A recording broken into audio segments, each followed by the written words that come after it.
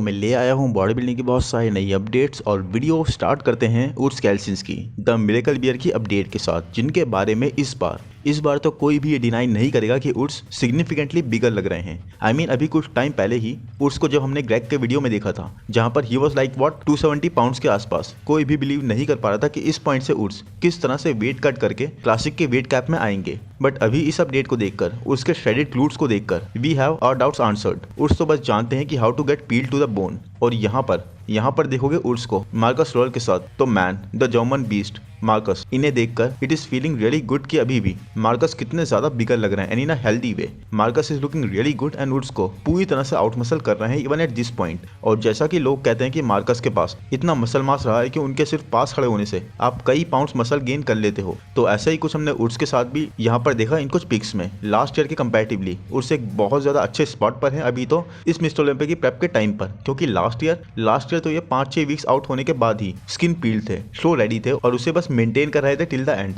बहुत पहले से ही पीक कंडीशन नेल करके ये बैठ गए थे। बट इस बार उर्स स्लोली प्रोग्रेस कर रहे हैं। Urs is shredded here, but he is going to get more shredded in next 4 weeks. Urs के आर्म्स अभी भी थोड़े से अंडरवेलमिंग तो लग रहे हैं, but nonetheless improvements are everywhere. Urs अभी सिर्फ आई बिलीव 25-26 साल के हैं और हर ही साल इंप्रूव कर रहे हैं कॉन्स्टेंटली। और सबसे बेस्ट पार्ट गाइस ये है कि उर्स अपने शेप को थोड़ा भी सैक्रिफाइस नहीं होने दे रहा है, थोड़ा सा भी, क्योंकि इवन व्हेन ही वाज बिगर तब भी उर्स काफी लीनर साइड पर थे। और अब जैसे ही इन्होंने श्रेडेड होना स्टार्ट करा है, वही जबरदस्त क्लासिक लाइंस, वही जबरदस्त क्लासिक स्ट्रक्चर फिर से बाहर आने लग गया है। एंड आई 100% बिलीव कि उर्स इस बार रेडी है रमॉन को सेकंड प्लेस से डिथ्रोन करने के लिए। रमॉन की बात अभी करते हैं थोड़ी देर में, बट आई थिंक उर्स के पास ज्यादा बैलेंस और सिमेट्री है और एक closer look to Chris Bumstead, एक ज्यादा क्लासिक लुक। लास्ट ईयर भी Urs was way shredded and condition, बस सिर्फ एक साइज से फुलनेस से थोड़ा सा लैग कर रहे थे क्रिस और रमॉन के कंपैरेटिवली। बट इस बार वो चीज नहीं दिखेगी। आप देख सकते हो उर्स के प्रोपोर्शंस कितने ज्यादा फ्लैरिंग ये लैट्स लग रहे हैं। आई एम एब्सोल्युटली सर्टेन कि उर्स फिर से इनसेन कंडीशनिंग नेल करके आएंगे स्टेज पर और Urs is coming for second place this time.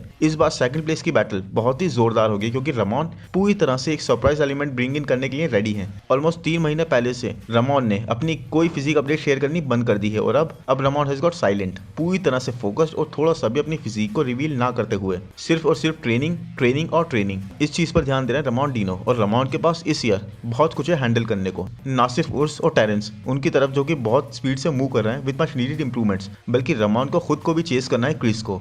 और यहाँ पर मैंने बियॉन्ड का नाम इसलिए नहीं लिया गाइस, क्योंकि यस वो बड़ी हुई मसल मास के साथ तो होंगे, उसके बाद भी आई थिंक एक उनके लेग्स उनके लिए रुकावट बनेंगे। और अगर ना भी बने तो आई रियली फील कि बियॉन्ड का इतना क्लासिक ना लगना उन्हें अब रेस्ट्रिक्ट करेगा। क्योंकि एक तरह से आप देखो तो उर्स, क्रिस और टेरेंस तीनों ही इंसेन लेवल पर क्लासिक लुक रखते हैं और रमॉन भी काफी हद तक, yes not as classic as Urs और Terrence is, but still a good classic physique. तो वही है गाइस, इस बार का क्लासिक डिवीजन बिल्कुल ही धुआंधार होगा। कहना बहुत ही मुश्किल है कौन कहां पर प्लेस करेगा, क्योंकि कई सारे न्यू एथलीट्स भी बहुत ही प्रॉमिसिंग लग रहे हैं। न्यू मतलब जो पहले कभी टॉप 6 में नहीं आए हैं, जैसे वेजली हो गए, लेस्लो हो गए, माइकल डबुल हो गए, वगैरह वगैरह। एंड क्रिस की हर एक नई अपडेट के साथ उनके कॉम्पिटिशन के हौसले पस्त होते जा रहे हैं, क्योंकि क्रिस एक डिफरेंस दिखा रहे हैं अपने और दूसरे कंपेटिटर्स के बीच में। एक्सट्रीम लेवल पर वैस्कुलर क्रिस लग रहे हैं and big as a mountain too. I mean इनकी ये पिक देखकर तो मुझे वुल्वरीन की याद आ गई। क्या आपको नहीं आई? एक even more bulked up version of Wolverine. Chris पूरी तरह से अपना फिर से हमें बेस्ट वर्जन प्रेजेंट करने को रेडी हैं। क्रिस भी एक पोजिंग वीडियो हमारे साथ अभी तक शेयर नहीं कर रहे हैं,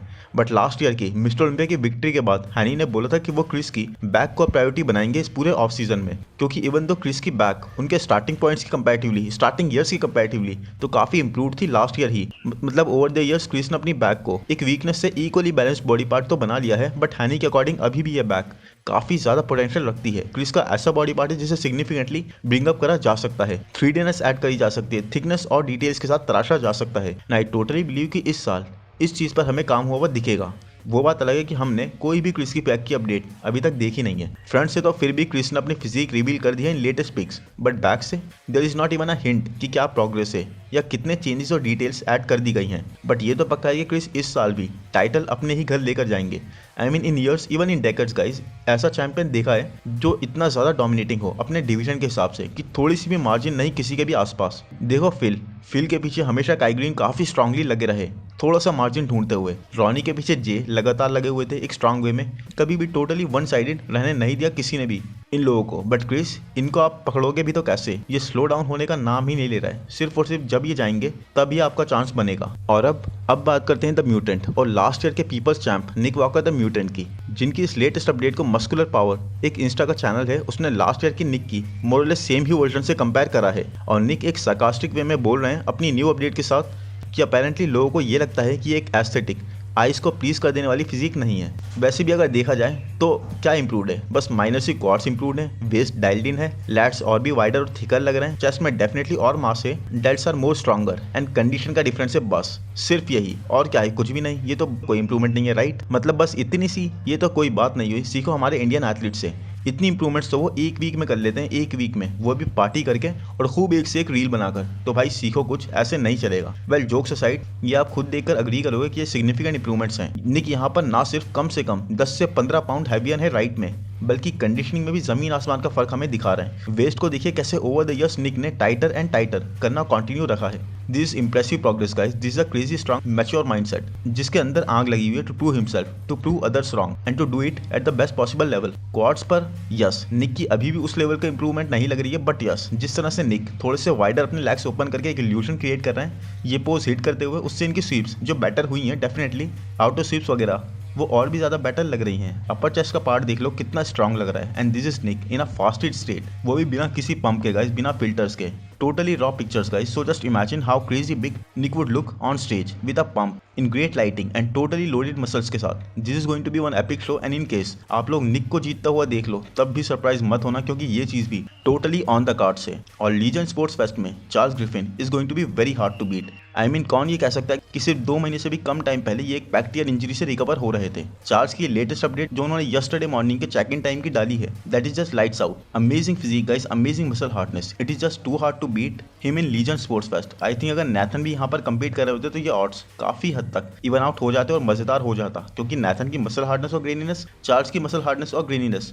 एक बहुत ही जबरदस्त बैटल होती आपस में। बट अभी तो चार्ल्स श्रेडिड होने की सारी लिमिट्स ब्रेक कर रहे हैं। जिस तरह से इस अपडेट में अपनी हैमस्ट्रिंग्स के मसल्स, ये मांसपेशियां बाहर आती हुई दिखा रहे हैं, ये इंप्रेसिव होने के साथ साथ बहुत ही ज्यादा स्कैरी भी है। Some of the best hamstrings on the lineup. और चार्ल्स के लिए यहाँ पर जस्टिन रॉड्रिगेज एक थोड़ा सा चैलेंज प्रेजेंट करेंगे, but nothing that Charles can't handle. ये एक ऐसे बॉडी बिल्डर हैं जो शायद चार्ल्स के लिए थोड़ा डिफिकल्ट कर दें ये शो, क्योंकि एरिक वुड जो कि इनका नाम है, इन्होंने इसी साल प्रो डेब्यू करा था न्यूयॉर्क प्रो से, और वहां पर अपने डेब्यू में ये फर्स्ट कॉल आउट में आ गए थे और 5th प्लेस अपने नाम कर ली थी पहली बार में। But remember is name guys, ये आपको सरप्राइज करने का पूरा पोटेंशियल रखते हैं। एक बहुत ही वैस्कुलर फिजिक जो अच्छे मसल मास तो होल्ड करती है, साथ ही ग्रेटली कंडीशन भी है। यहाँ पर अपनी इस अपडेट में ये पूरी तरह से पील लग रहे हैं ड्रायर साइड पर, और उसके बाद भी ही इज लुकिंग रियली बिग। अब कार्ब लोडिंग स्टार्ट करने ही वाले हैं, तो अगर वो भी सही से हो गई तो एक बहुत अच्छा पैकेज होगा ये स्टेज पर मास विद क्लास का, क्योंकि बैक से ही इज लुकिंग एक्सट्रीमली गुड, जबरदस्त, मतलब wide back with crazy level of details. And ये Christmas tree just damn guys, really really amazing condition, एक बहुत ही impressive physique. So I think ये जस्टिन को भी बीट करके चार्ल्स के साथ सीधे सीधे कॉल आउट में भी आ सकती है। एंड आई एम श्योर कि जब मैं लीजेंड स्पोर्ट्स फेस्ट पर बात करूंगा या वीडियो बनाऊंगा तो मैं इनकी बात जरूर कर रहा हूँ। और इसी शो में कम्पीट करने के लिए नाम आया भी था हॉर्स एमडी का, बट सीम्स लाइक उन्होंने ड्रॉप आउट कर लिया है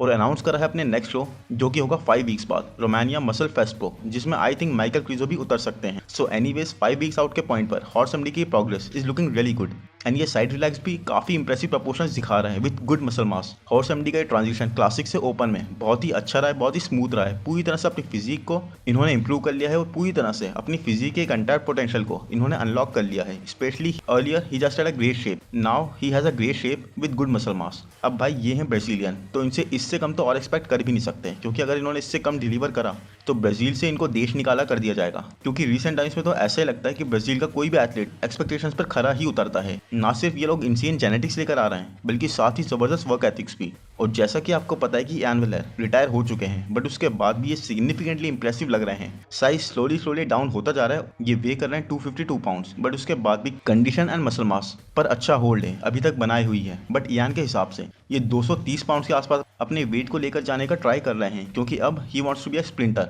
कोई 11 सेकंड रनिंग की प्रेप कर रहे हैं ये, और उसके लिए इन्हें सिग्निफिकेंटली मसल मास लूज करनी होगी ताकि उस गोल को सही से यूटिलाइज कर पाएं। बट नॉनदलेस ये बात तो माननी पड़ेगी कि Ian is looking crazy good.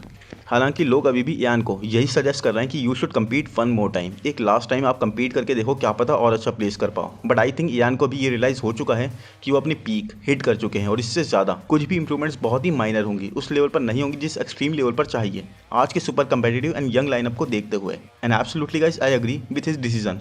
I mean it's always good to retire when you are good. जब आप अच्छा परफॉर्म कर रहे हो, जब आप अच्छा प्लेस कर रहे हो, और लगातार 2 बार टॉप 7 क्रैक कर लेना एक छोटी उपलब्धि तो नहीं है, right. I hope guys video आपको पसंद आया हो। पसंद आया है तो प्लीज़ लाइक कर दो, चैनल को सब्सक्राइब कर दो, नोटिफिकेशन बेल को दबा दो, इंस्टा पर फॉलो कर दो। Thank you, bye bye.